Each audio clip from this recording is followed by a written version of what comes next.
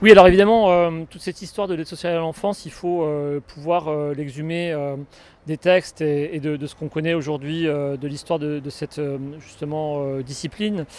Il faut faire ce qu'on appelle une archéologie du dispositif, c'est-à-dire remonter pour voir dans le passé quels sont les points de surgissement des principales idées qui aujourd'hui accompagnent cette idéologie et la manière avec laquelle la justice fonctionne sur la base de ça.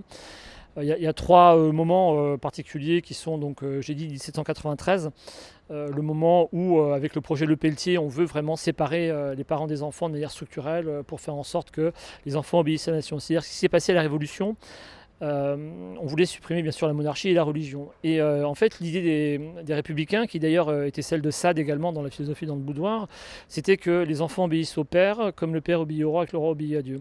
Et comme on voulait en fait changer la construction sociale de l'ordre, de l'obéissance, il fallait absolument changer l'influence néfaste de la famille sur justement les manières avec lesquelles on pensait que l'enfant allait obéir.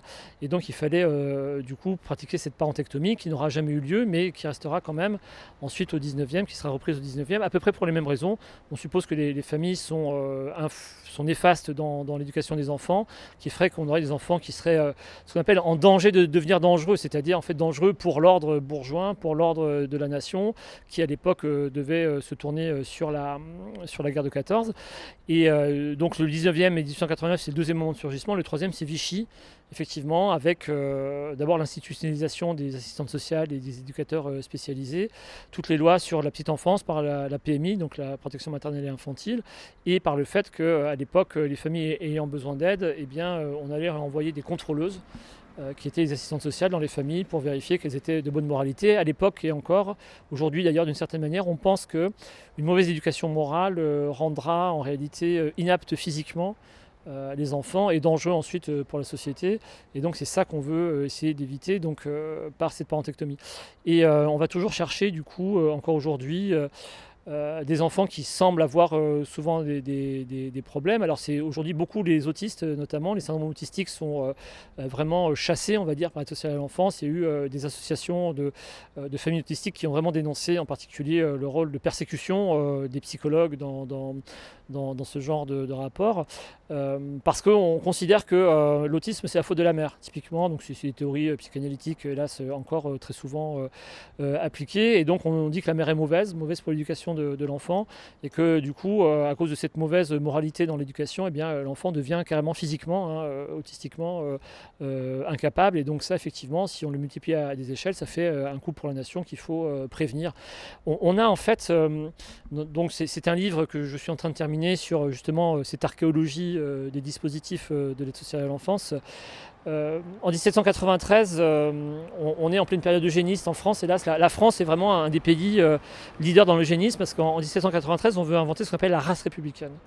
Voilà, c'est l'homme nouveau, comme toujours, qui va faire en sorte qu'on va séparer les parents des enfants. C'était déjà le cas dans la République de Platon, où, pour essayer de lutter contre une corruption qui serait liée à la famille, Platon voulait justement séparer les enfants des parents pour faire en sorte que les enfants deviennent obéissants à la loi. C'était l'idéal de Platon.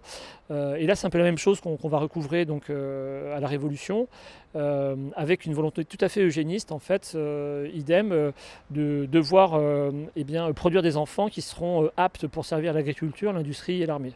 Dans le cadre d'une obéissance à la nation, qui soit séparée du système monarchique. Et donc toutes les familles qu'on soupçonne d'une manière ou d'une autre de ne pas être dans cette optique, eh bien, on va effectivement intervenir sur celle-là. Et c'est la Troisième République essentiellement qui mettra tout ça en place. Et donc ces trois moments, 1793, 1889 et 1942, avec justement le début des lois de la famille de Vichy, c'est encore l'esprit de ces points de surgissement qui aujourd'hui guide tout le dispositif de l'aide sociale à l'enfance, avec une collusion complète entre la justice, les services sociaux et hélas certains avocats ou certains magistrats, notamment au niveau du parquet, qui font fonctionner un système qui, en outre, a été fait pour apporter beaucoup d'argent à ceux qui le mettent en place. C'était déjà le cas donc, de Antoine Simon et Jeanne Simon quand ils s'occupaient de Louis XVII, qui étaient rémunérés et grassement rémunérés pour le faire, alors qu'eux-mêmes étaient des êtres en faillite. Aujourd'hui, il y a des études, par exemple sociologiques dans le Nord, qui montrent que les ouvrières du textile qui ont perdu leur emploi se sont reconvertis en fait, dans l'accueil des enfants pour pouvoir trouver un financement et donc un mode de vie associé à leur perte d'emploi. Et donc, la maltraitance des enfants liée à la séparation de leur famille existe depuis toujours. Et dès 1889, on a des premiers textes qui remontent avec, hélas, des familles qui abusent et qui, en plus, ont de l'argent en échange de ça. Donc, c'est à la fois une idéologie, mais aussi une économie qui s'est mise en place avec énormément d'argent. Et il faut savoir qu'en France, la mise en place des mesures d'aide sociale à l'enfance, pour 90%, ressort du secteur privé uniquement. Et pas du tout du secteur public. Le seul cas connu à peu près clair du secteur public, c'est la PJJ, la protection judiciaire de la jeunesse, qui elle s'occupe des enfants mais qui ont des difficultés, qui ont commis des crimes en fait au pénal et qui sont plutôt dans des maisons de correction, ce qu'on appelle les maisons de correction, et donc dans des systèmes déjà carcérales en fait.